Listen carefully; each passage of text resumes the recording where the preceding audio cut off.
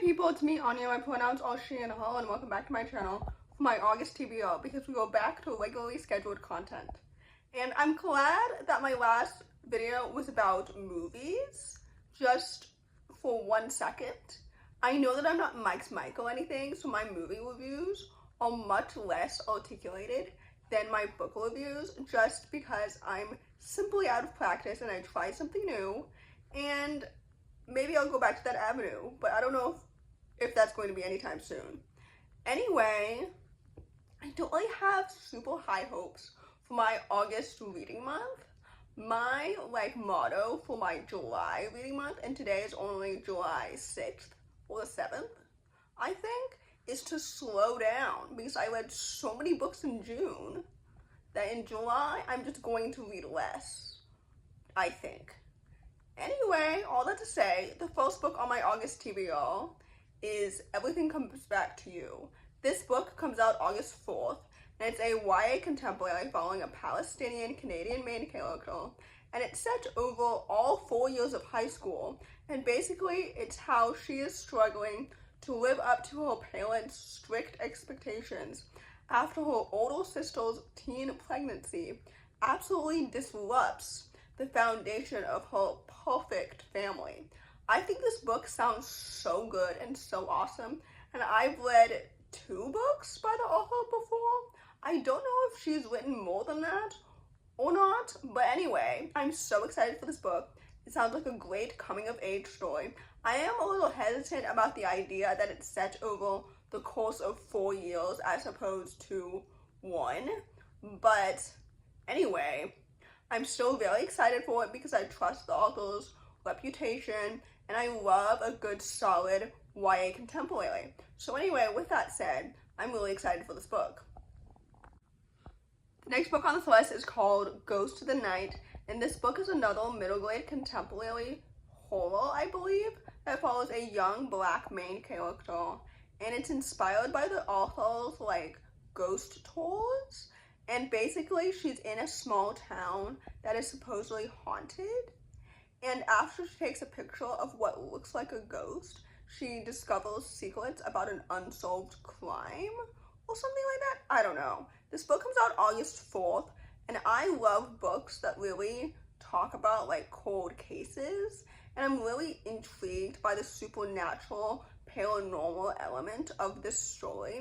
I've read Tiffany's previous middle grade debut, Blood in the Water, I think last year, but anyway, I trust them when it comes to mysteries and thrillers and paranormal elements. I think that this might be their first book, technically, with paranormal elements, because I think that all of the books in the past didn't have any fantastical elements. But anyway, with that said, I really trust Tiffany's reputation, and I'm so excited to read this book. So with that said, I'm really looking forward to it. The next book on this list is called A Clash of Carnivores.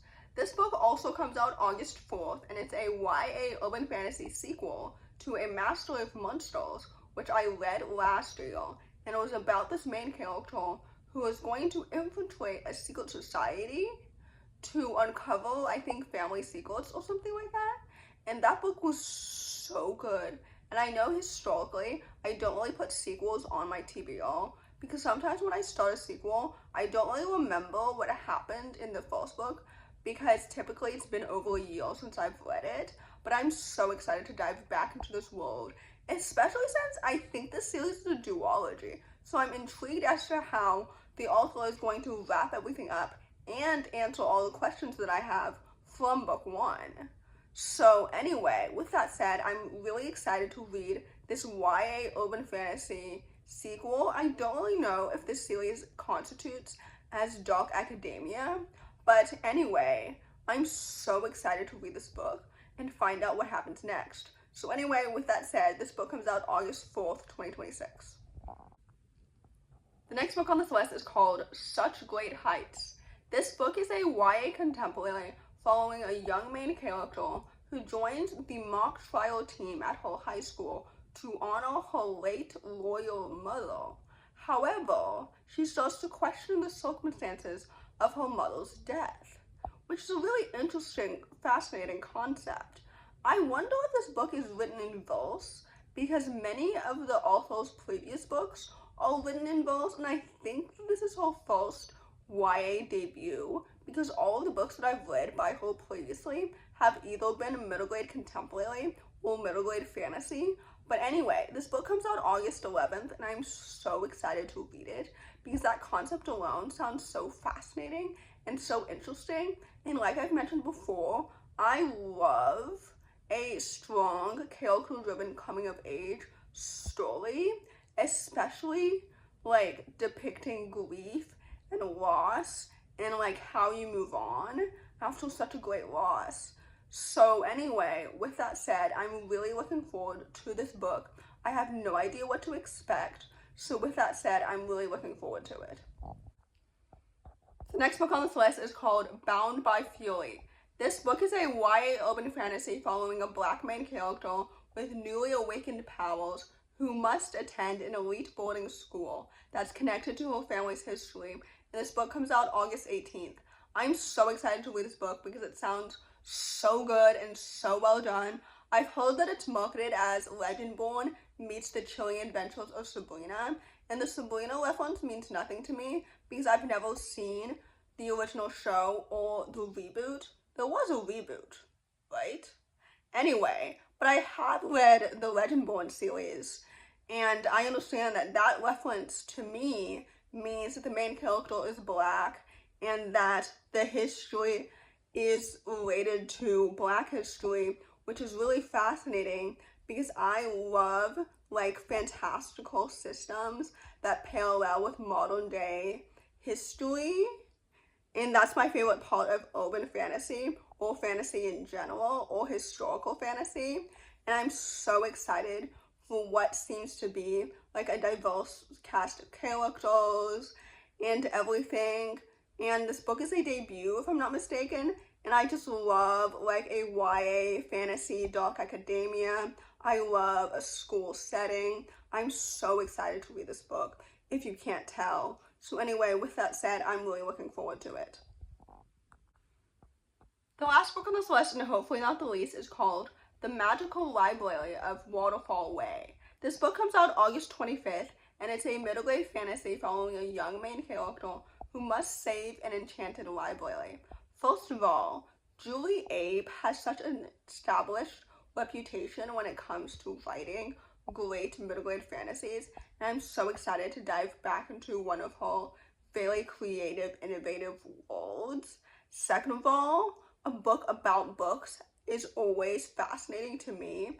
I love the idea of an enchanted magical library, and I love the idea of a main character who must save one.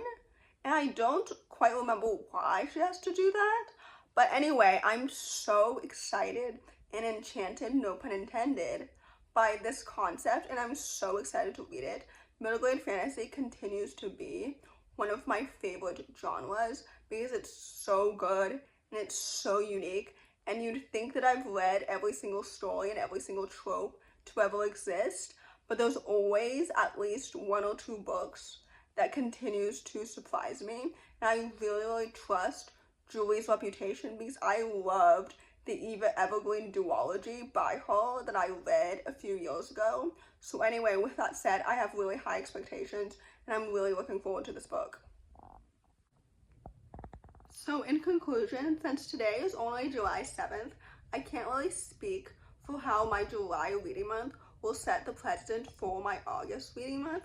Like I mentioned at the beginning of this video, my motto for July is to slow down since I've read so many books in June. So historically, I tend to read like less books in July, but for August, I tend to read more books in August than I do in July, but less books than I did in June, if that makes any sense.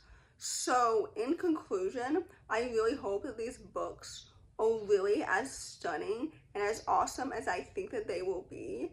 So with that said, if you enjoyed this video, please don't hesitate to give it a big thumbs up. If you made it all the way to the end of the video, comment down below the popcorn emoji. Thanks for watching. Let me know what you'll be prioritizing in August. Thanks for watching, and subscribe to my channel if you're new, and I'll see you in my next video. Bye.